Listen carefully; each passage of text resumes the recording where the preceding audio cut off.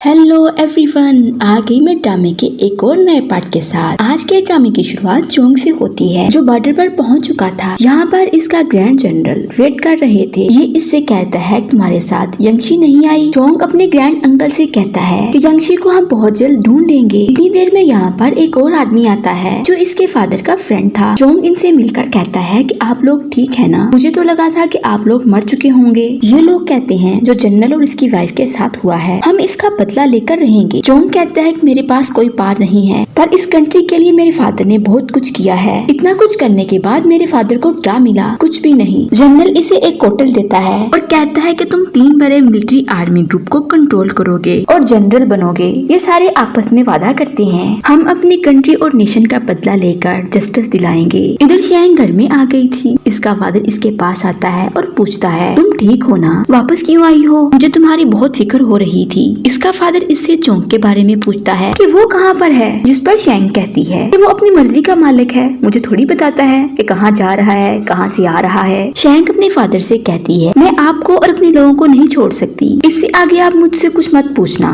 शैंग अपनी फ्रेंड के पास आती है, जहाँ इसको पता चलता है चोंग के फ्रेंड की डेथ हो चुकी थी। इसकी फ्रेंड इसके लिए रोने लगती है क्योंकि वो इससे प्यार करती थी।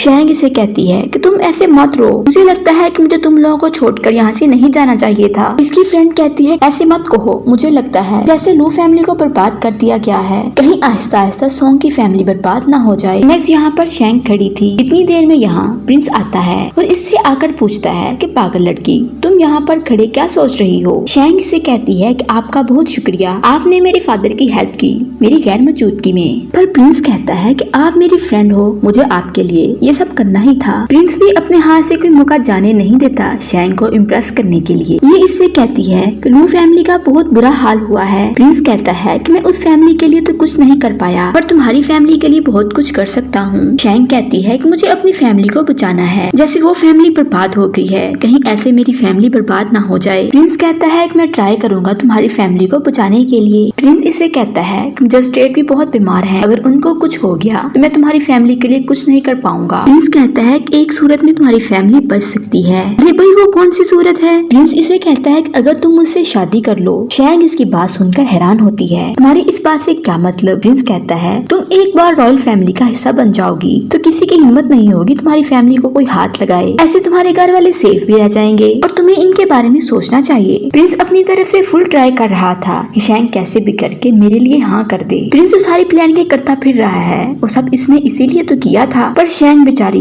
बगैर कुछ सोचे समझे प्रिंस से शादी के लिए हाँ कर देती है। दूसरी तरफ यंगशी नोवा स्टोन को बेड से नीचे गिरा देती है और इसे कहती है, बेवकूफ, तुम यहाँ पर क्या कर रहे हो? नोवा स्टोन इससे कहता है कि बीबी, तुम बड़ी देर से जो मोहब्बतें इस पत्थर पर नछावर कर रही थी, वो मैं ही स्टोन हूँ। जब मेरी पार खत्म हो जाती है तो मैं पत्थर बन जाता हूँ, फिर मुझे हेवन से पार लेनी पड़ती है जिस पर मैं इंसान बन जाता हूँ। यंगशी हैरान थी कि तुम पत्थर होकर सब कुछ सुन सकते हो, इसका मतलब तुम देख भी सकते हो। कि मतलब सोते हुए जो कुछ मैं बोल रही थी तुमने वो भी सुन लिया। इस पर इसे गुस्सा आता है। दूसरी तरफ यहाँ पर प्रिंस खुशी से पागल हो रहा था। इसका सिपाही खुश होने की वजह पूछता है, जिस पर प्रिंस इसे कहता है, शैंग शादी के लिए मान गई है और तुम इस खबर को हर जगह फैला दो कि मेरी और शैंग की शादी होने वाली है। यहाँ पर चोंग और उसकी टीम हमले की तैयारी कर रहे थे। वहीं इनके पास एक सिपाही आकर कहता है कि आपने एक खबर सुनी है जो पूरे शहर में फैली हुई है कि प्रिंस शैंग से शादी कर रहा है। चोंग जैसे ही ये बात सुनता है तो हैरान रह जाता है, पर जनरल कहता है कि हमें अपने काम पर फोकस करना चाहिए। चोंग चांद को देख रहा होता है।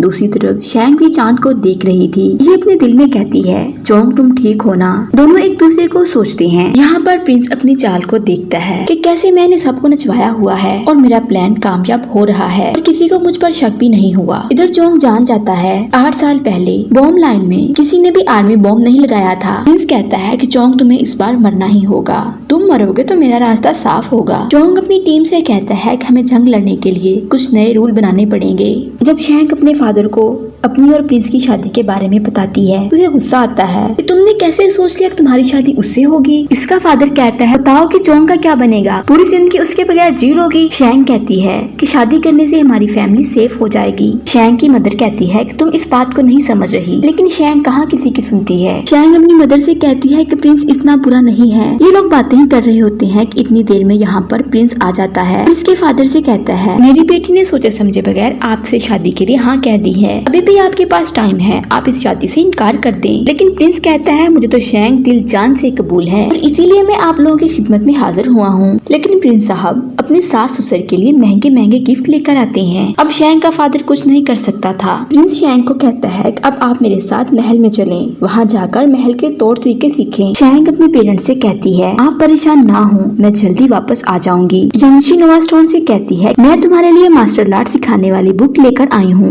नोआ स्टोन दिन रात करके मास्टर लॉर्ड सीख लेता है। यंगशी देखकर हैरान थी और इससे काफी इम्प्रेस होती है। इधर चोंग गन पाउडर वाला रास्ता ढूंढ लेता है कि वो लोग गन पाउडर इसी रास्ते से लेकर आएंगे। ये वहाँ पर एक फ्लैग लगा देता है। इधर प्रिंस को बताया जाता है कि गन पाउडर बिल्कुल तैयार है और बॉर्डर पार करके वो दूसरी तरफ पहुँच जाएगा। लेकिन यहाँ पर भी शैंक फुल तैयारी के साथ बैठा हुआ था। ये लोग उसी रास्ते में बैठे होते हैं जहाँ पर गन पाउडर आना था। ये कुछ सिपाहियों को आते हुए देख लेते हैं और समझ जाते हैं कि ये उनकी कोई चाल है। ये अपने लोगों को हमला करने से मना करता है और कहता है, दूसरी शिफ्ट में जो सिपाही आते हैं ये लोग उन पर हमला करते हैं। यहाँ पर चारों तरफ गन पाउडर ब्लास्ट हो जाता है। इधर जब प्रिंस को पता चलता है तो प्रिंस आग बगोला हो जाता है कि तुम जारों ने सारा काम खराब कर दिया है और अब तुम्हें मरना ही होगा। इधर शैंक सब कुछ सीख लेती है। प्रिंस इसके पास आकर बैठता है। वहीं एक सिपाही आकर इसके कान में कुछ कहता है। शैंक भी इसके पीछे आती है। प्रिंस अपने भाई के साथ बातें कर रहा था। शैंक इनकी बातें सुन लेती है, जिससे शैंक को पता चलता है ये सब कुछ प्रिंस का प्लान था। चोंग के फादर को जानबूझकर मरवाना,